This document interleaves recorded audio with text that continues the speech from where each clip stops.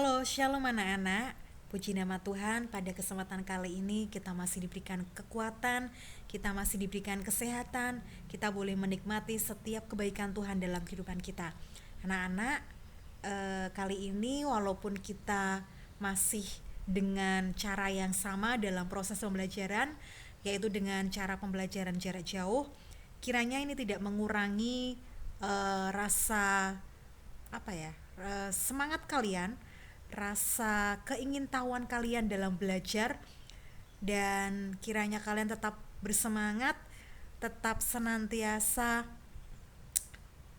meningkatkan kualitas kalian dalam belajar, ya, sehingga tidak kendor, ya, tetapi tetap berantusias dalam belajar. Nah, anak-anak, tidak terasa kita sudah memasuki di semester genap, ya, dimana semester genap ini adalah semester penentuan kalian, karena nanti kalau nilai kalian tidak bagus di semester genap ini, bisa jadi kalian tidak naik kelas. Nah, sehingga saya mengharapkan, Bu Magda mengharapkan kalian tetap menjaga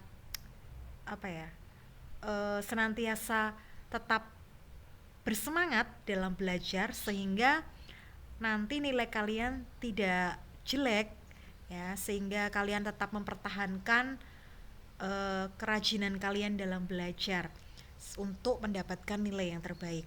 Nah, anak-anak, kali ini Bu Magda akan menyampaikan materi apa saja sih yang nanti di semester genap ini, ya, untuk semester genap ini nanti mulainya dari bab 8, ya, bab 8 tentang hidup berkelimpahan. Jadi nanti mulainya bab 8 karena semester 1 itu sampai bab 7, sehingga ini lanjutan dari semester kemarin, mulainya bab 8 tentang hidup berkelimpahan. Garis besarnya mensyukuri makna hidup beriman dan berpengharapan, kemudian keuntungan yang didapat dari menjadi pengikut Kristus, mensyukuri hidup sebagai orang beriman dan berpengharapan, mempraktekkan hidup sebagai murid Kristus. Kemudian bab 9 menjelaskan tentang mengapa kita harus bersyukur, ya, jadi menjelaskan mengapa kita perlu bersyukur pada Tuhan. Nanti saya akan menjelaskan tentang itu di saat proses pembelajaran berlangsung. Kemudian menyebutkan cara bersyukur kepada Tuhan itu bagaimana, mempraktekkan sikap bersyukur kepada Tuhan, kemudian mengajak orang lain untuk hidup bersyukur. Kemudian untuk bab 10 tentang bersyukur itu bukan sekedar pasrah, ya.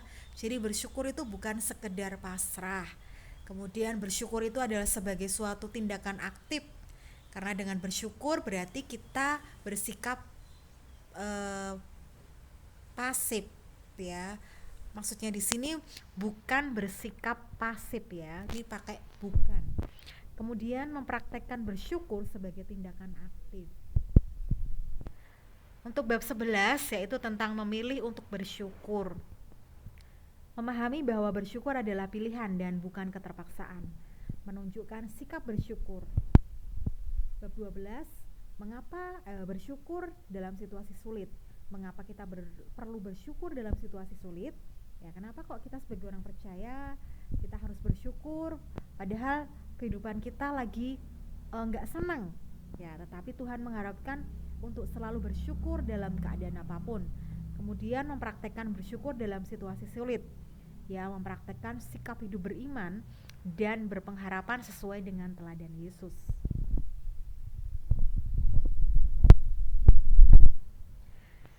Bab 13, Allah tetap bekerja. Memahami bahwa Allah bekerja dalam segala situasi. Mengakui bahwa Allah berkuasa dalam hidupnya. Menceritakan perjalanannya bersama dengan Tuhan. Mempraktekkan sikap hidup sesuai dengan teladan Yesus.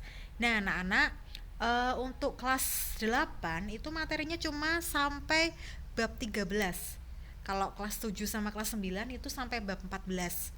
Jadi selisih satu bab. Kelas 8 agak sedikit, ya. Nah, anak-anak, demikian orientasi materi pendidikan agama Kristen dan budi pekerti di kelas 8. Jadi dari bab 8 sampai bab 13 itu nanti yang akan kita pelajari di semester genap ini. Saya mengharapkan kalian tetap aktif dalam proses pembelajaran, jangan sampai kalian tidak aktif. Karena kalau tidak aktif itu juga akan mengurangi nilai absensi, ya, nilai yang keikutsertaan, sehingga ya nilainya bisa kurang di dalam rapot nanti. Nah, sehingga saya mengharapkan kalian semua harus aktif dalam mengikuti proses pembelajaran. Kita juga nggak akan tahu kapan pembelajaran jarak jauh ini akan dilakukan. Yang penting kita berdoa saja supaya pembelajaran jarak jauh ini segera, maksudnya kita akhiri dan kita segera tatap muka. Kita berdoa supaya pandemi ini segera berakhir, sehingga kita boleh bersama-sama dalam belajar, ya.